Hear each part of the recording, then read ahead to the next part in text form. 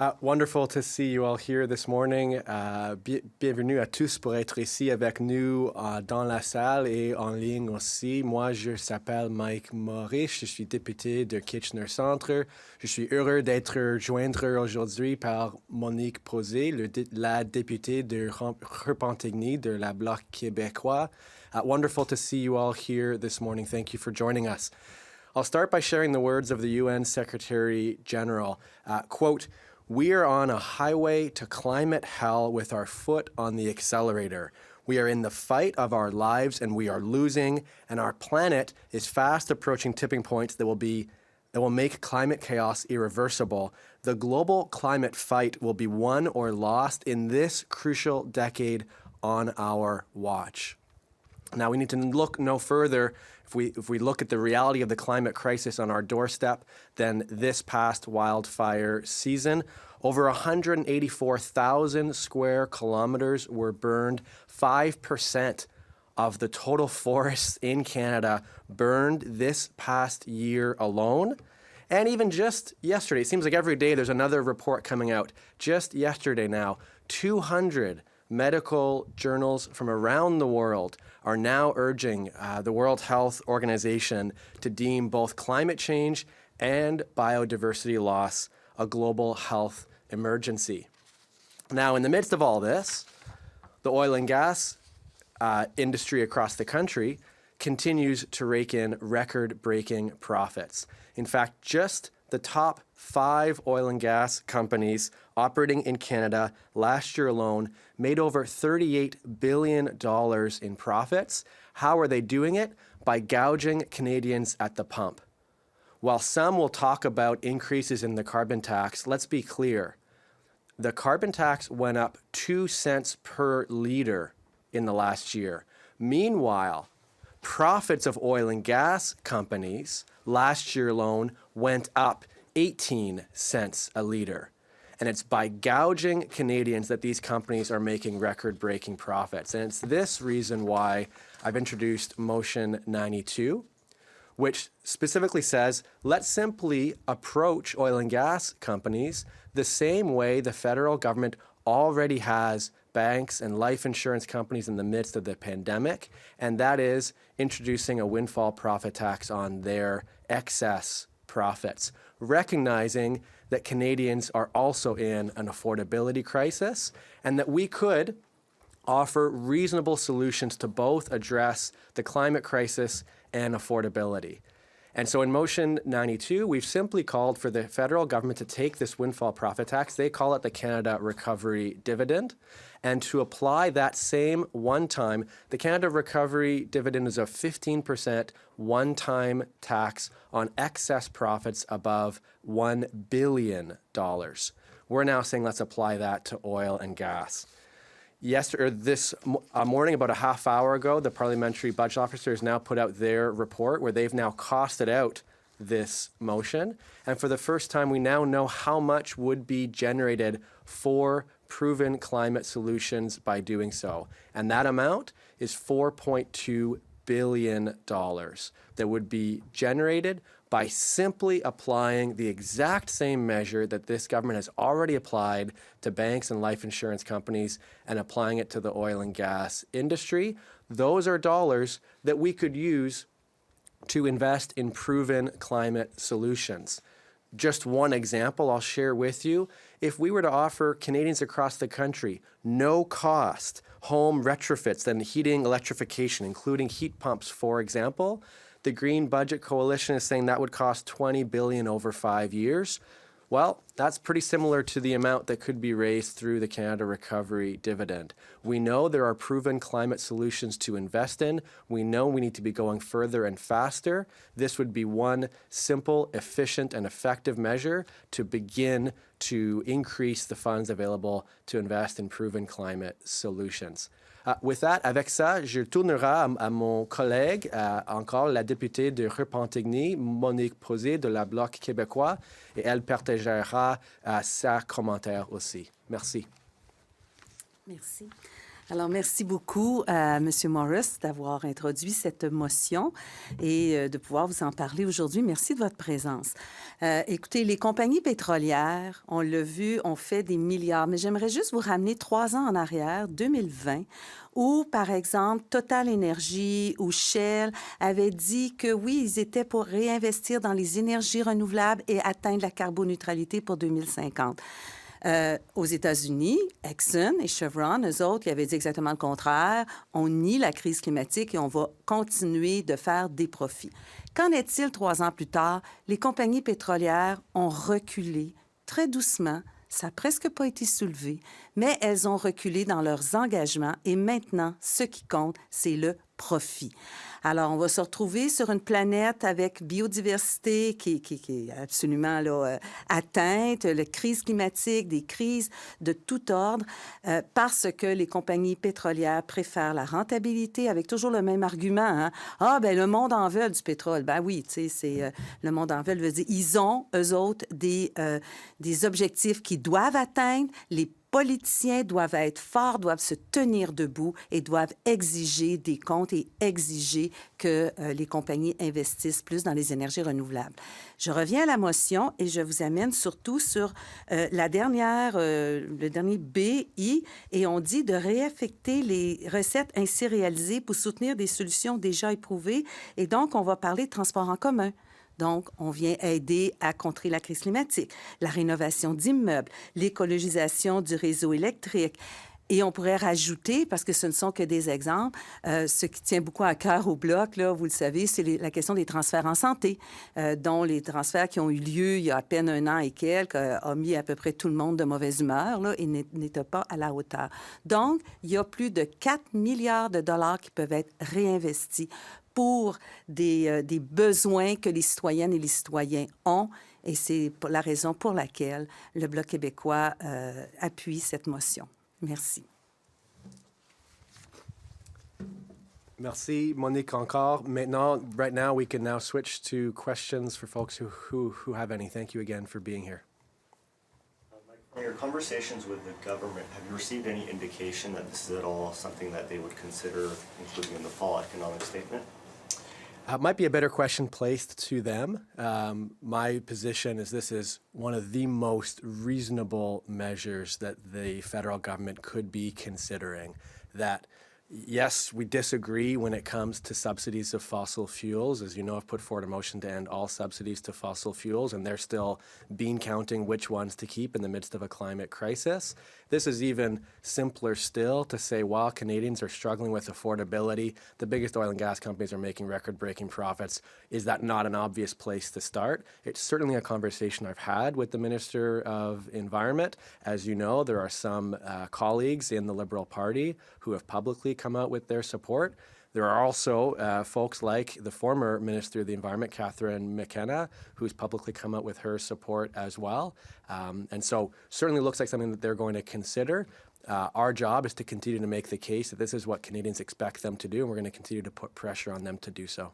Can you tell me at all a little bit about what they've said to you, or maybe why they might be reluctant to include something like this? That's probably a better conversation to be had with them directly. I'm at a loss for a reason of why the federal government wouldn't simply do what they've already done for banks and life insurance companies and apply it to oil and gas. David Thorne from CBC News. So, for Mr. Morrice and Madame Pauzé, is this something that you would like to see a measure that the government move forward with in the fall economic statement?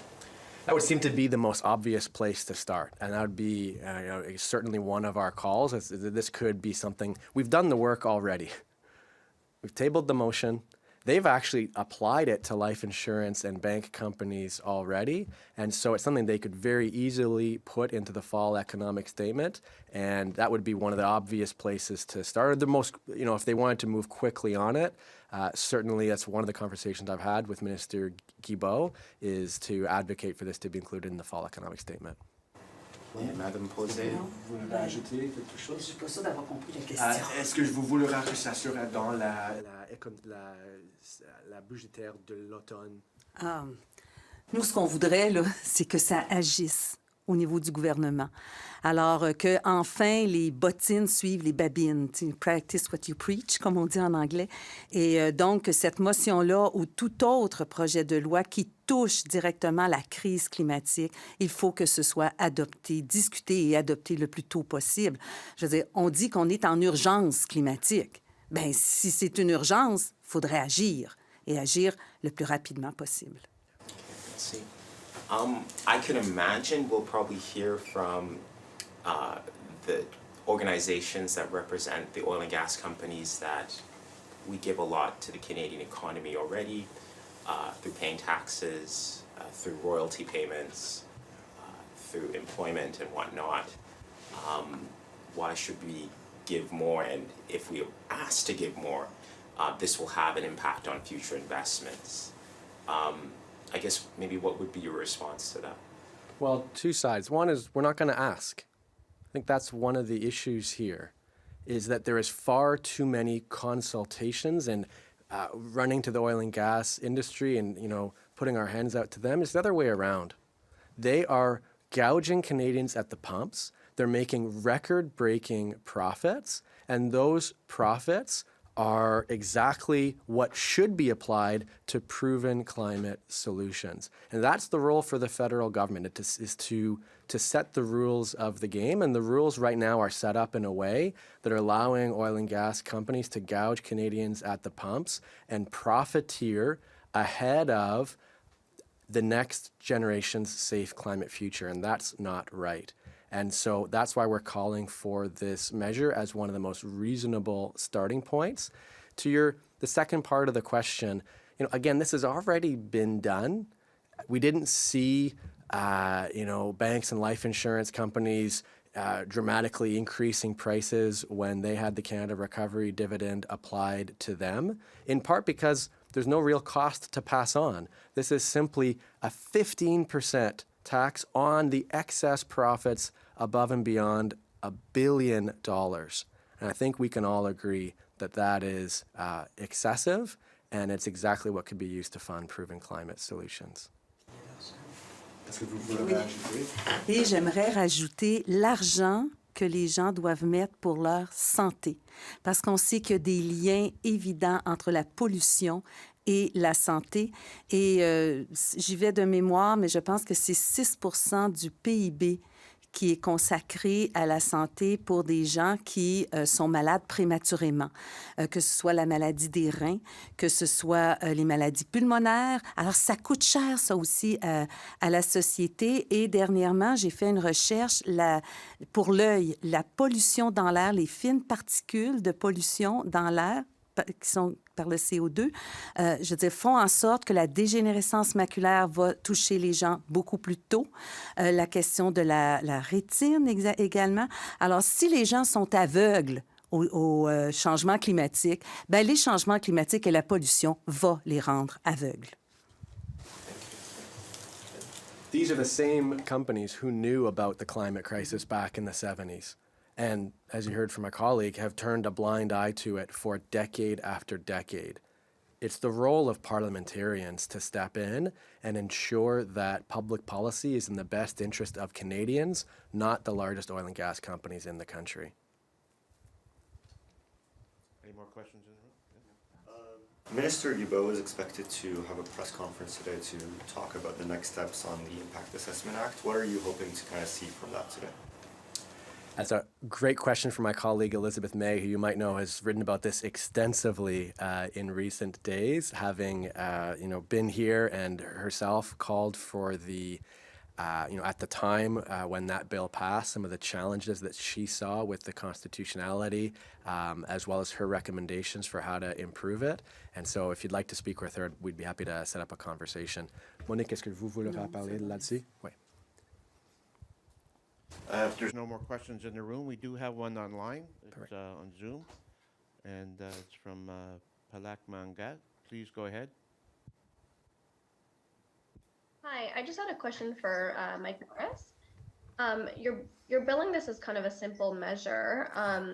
Are you suggesting that this kind of move doesn't need consultations, that the government should it sounds like you're saying that the government could just unilaterally impose this without feedback, because I imagine that that may not go down well at all.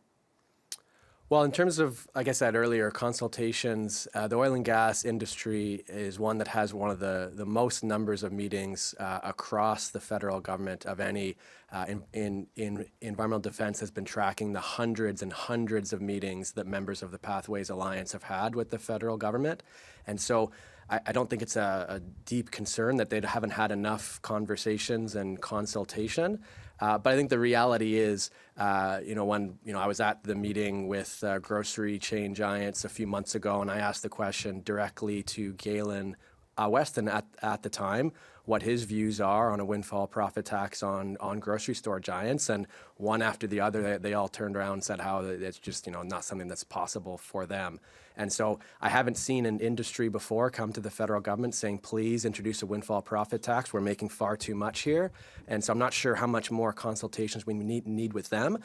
More appropriately, I think consultations with Canadians about reasonable measures that would tackle the climate crisis head on while recognizing that Canadians are in the midst of an affordability crisis as the cost of housing, food, and gas continues to go up. Those are very important consultations. And we've seen in those consultations that Canadians are calling for the federal government to do more when it comes to tackling the climate crisis. And if we look at one of the most reasonable measures to take, the very industry most responsible for the increased emissions across the country in the midst of a climate crisis is the same industry who is gouging Canadians at the pumps and making record-breaking profits. And so, in my view, it's an entirely reasonable measure to say, shouldn't that same industry, if they're going to make $38 billion in not revenue but profit in 1 year alone, at a time when Canadians need to look at measures to help them retrofit their homes, afford public transit, for example, that it's an entirely reasonable measure for this government to take. And I'm sure there's no shortage of opportunities for the oil and gas industry to have their voices heard on this. My view is that Canadians' voices are far more important. And just as a follow-up, you're saying that this is an obvious place to start. You just mentioned the grocery sector. Yeah. If this measure is taken up, which sectors do you want it to be expanded to, or do you want it to be expanded in other ways? Well, again, our proposal this morning, and as is in Motion 92, is simply to say this is actually a measure that this federal government has already taken in the midst of the pandemic when it came to the excess profits of life insurance companies and banks. With this measure, we've now done the research, and the Parliamentary Budget Officer has done the costing to show the revenue that can be generated from the oil and gas industry specifically. In terms of other sectors that could be looked at, I join other colleagues who have similarly called for something similar to be considered for grocery store giants. We don't have the research in front of us for that dollar amount, but certainly when we see any industry gouging Canadians and profiteering at a time when Canadians are hurting, this is a reasonable measure that the federal government can look at introducing. And again, when it comes to the Canada Recovery Dividend, it was even only a one-time measure.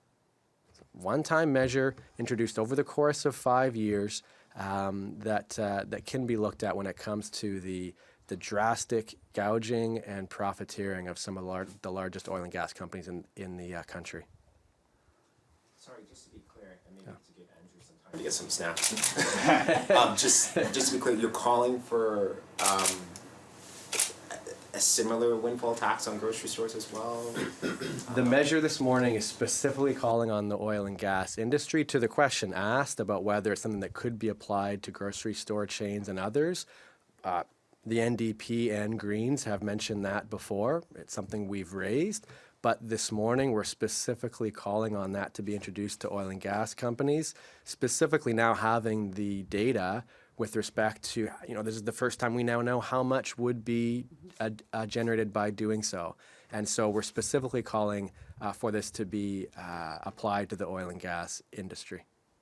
Okay, but you would want something to be looked. Is anyone calling for something to be looked at for the grocery stores or anything like that? Both Greens and the NDP, and I'll let si Monique veut ajouter pour le Bloc Québécois. It's nothing new that Greens and NDP have both called for a similar measure to grocery store chains. Mais si le Bloc veut commenter sur la même mesure, ouais. Ça sera une autre. Ouais. Okay, if there's no more questions, we'll conclude the press conference. Merci encore. Thank you all for being here and for your questions again. Thank you. Merci.